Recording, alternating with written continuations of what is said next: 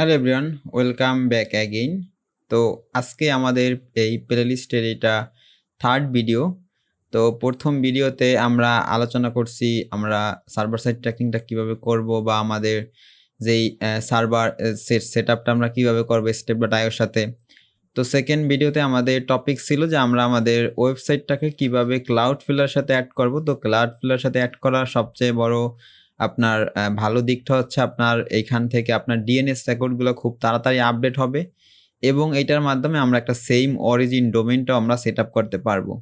তো অলরেডি আমরা জানি যে আমাদের এই কাস্টম ডোমেইন বা সেম অরিজিন ডোমেইন সেট আপের আর কি ফায়দাটা বা এটার উপকারিতাটা কি অলরেডি আমরা জানি। তো বেশ ম্যাক্সিমাম ব্রাউজারগুলো আপনার যে থার্ড পার্টি যে কুকির যে লাইফ টাইম সেটাকে কিন্তু লিমিট করে দিছে। যেমন সাফারি, ফায়ারফক্স এই ব্রাউজারগুলো অলরেডি কিছু কিছু ক্ষেত্রে এরা ফার্স্ট পার্টি কুকিকেও কিন্তু আমাদের আর কি লিমিটেশন করে দিছে।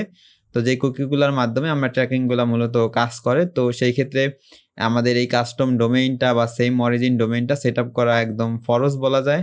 বা সার্ভার সাইড ট্র্যাকিংয়ের আপনি যদি পুরোপুরি ফায়দাটা নিতে চান তাইলে আপনার এই কাস্টম ডোমেইনটা সেট আপ করতেই হবে। ওকে, তো সেই ক্ষেত্রে আমি অলরেডি একটা ক্লাউডফ্লোর অ্যাকাউন্ট অ্যাড করছি আমার ওয়েবসাইটের সাথে। তো আপনাদেরকে আমি আমার একটা ডেমো ওয়েবসাইটের মাধ্যমে দেখাইতেছিলাম যে কিভাবে আমরা ক্লাউডফ্লোরটা আমাদের ওয়েবসাইটের সাথে কানেক্ট করতে পারি। তো সেইটা সামহাউ কানেক্ট হয়েছে যদিও, কিন্তু আমরা যে বাকি যে সেট আপগুলো আপনার কি বলে কাস্টম ডোমেইন, তো সেইখানে কিছু ইরর ছিল। তো যেহেতু ডেমো ওয়েবসাইট ছিল তার কারণে আমি এটা কমপ্লিট করতে পারি না। এখন রিসেন্টলি আমি আমার একটা ক্লায়েন্টের জন্য কাজ করতেছি। তো ওই প্রজেক্টটাই মূলত এখানে আমি নিয়ে আসছি। তো সেখান থেকে এই প্রজেক্টে আমি একটা কাস্টম ডোমেইন সেট আপ করবো। দেন সেই কাস্টম ডোমেইন থেকে আমরা সেই কাস্টম ডোমেইনটা আমরা মূলত ক্লাউডফ্লোরের মাধ্যমে আমরা ইমপ্লিমেন্ট করব। তো এই আমার ক্লায়েন্টের ক্লাউডফ্লোর অ্যাকাউন্ট, তো এইটার মাধ্যমে আমরা এই কাজটা করব। ওকে, তো সেই জন্য স্টেপ থেকে আমরা একদম একটা কাস্টম ডোমেইন নিব। তো কাস্টম ডোমেইনটা আমাদের এরকম হবে, আমরা ওর ওয়েবসাইটের ইউআরএলটা এখানে নিয়ে আসবো।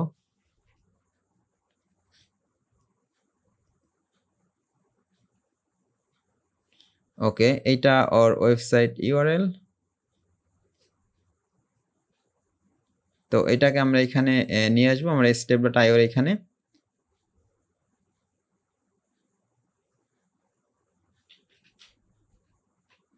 ওকে, তো আমাদের এখানে ল্যান্ডিং পেজের ইউআরএলটা এখান থেকে রিমুভ করে দিতে হবে। আমার জাস্ট মেইন ডোমেইনটা লাগবে আমার। ওকে, এটাকে আমি নাম দিতে পারি SS, that's mean server side dot invest dot domain. ডোমেইনের ইউআরএলটা আমরা দিতে পারি। তো এইভাবে আপনি অন্য কোনো নামও দিতে পারেন, এটা আপনার ইচ্ছা। আমরা অনেক সময় SGTM ডট এরকম ইউজ করি বা SS এরকম ইউজ করি। তো অ্যাজ লাইক আপনি যেটা পছন্দ করেন ওইভাবে। তো এটা আমরা একটা CDN অ্যাড করব। তো CDN এর মাধ্যমে রেস্টেপের গ্লোবাল CDNটাই অ্যাড করব। তো এইখানে কিন্তু আর আপনি দেখেন একদম ডিটেলস বইলা দিছে আপনার যে কি আর কি সুবিধা অসুবিধা আছে আপনার স্টেপ গ্লোবাল CDN এর সাথে এবং ওন CDN এর সাথে। Step global CDN use the Cloudflare platform to load JS file, gtm.js, gtag.js, analytics.js, etc. from a server that is closer to your site visitor. It's improved page speed and as a result has positive influence and on SEO optimization. Okay, এটা আমরা যদি global সিডিএনটা use করি স্টেপে, সেটা আমাদের SEO অপটিমাইজেশনের ক্ষেত্রে বা ওয়েবসাইটের স্পিড অপটিমাইজেশনের ক্ষেত্রে ও কাজ করবে। ওকে, তো সেই ক্ষেত্রে আমরা এইটাকে অ্যাড করতে পারি এবং আমরা এইটা আমার মতে এই গ্লোবাল সিডিএনটা অ্যাড করাটাই ভালো হবে। তো সেই ক্ষেত্রে আমরা এখন ধরেন এটাকে আমরা এই যে সিনেম যে রেকর্ডগুলো এগুলো আমাদের ডিএনএসগুলো আমাদের ওয়েবসাইটে সেট আপ করতে হবে। ওকে, তো এইটা আমি কিভাবে করতে পারি, এইটার জন্য আমার এইগুলোকে কপি করতে হবে এবং ক্লাউডফ্লোর অ্যাড করতে হবে।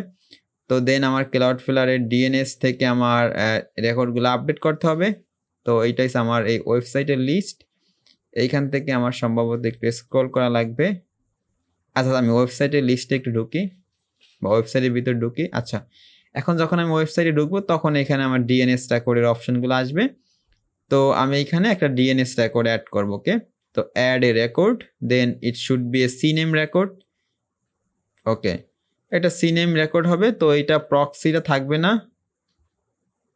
দেন এখান থেকে আমাদের আর কি যে হোস্ট সেটা নিয়ে আসতে হবে, এটা সিনেম থাকবে। তো হোস্টের ক্ষেত্রে আমরা এখানে এইটা দিব।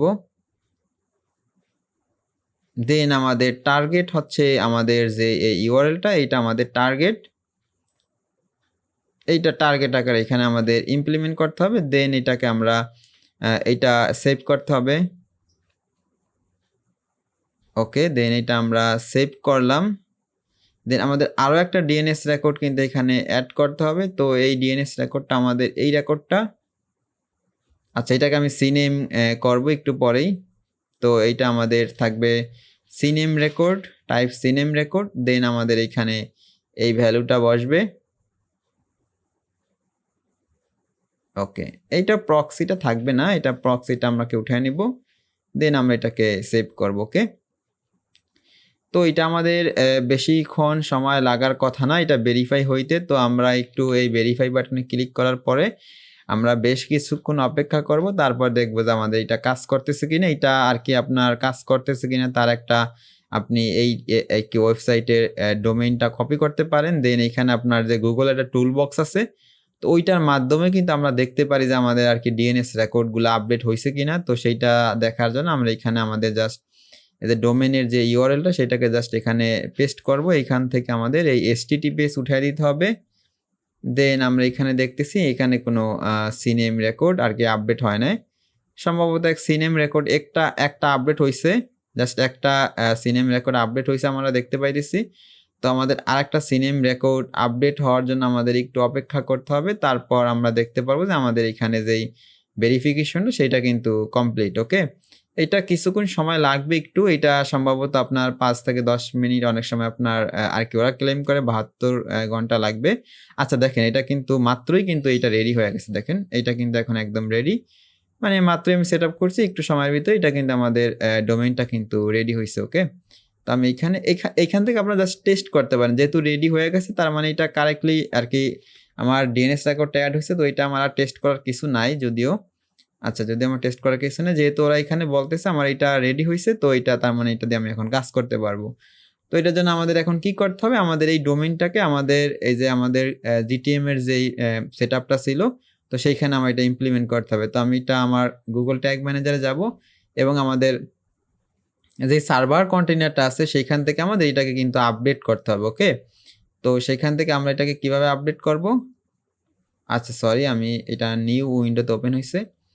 তো আমি চাচ্ছি এটাকে নিউ ট্যাবে ওপেন হোক, আর আমাদের ওয়েব কন্টেইনার এটাকে আমাদের আপডেট করতে হবে। ওকে, তো এইখান থেকে আমাদের অ্যাডমিনে যাইতে হবে, অ্যাডমিন।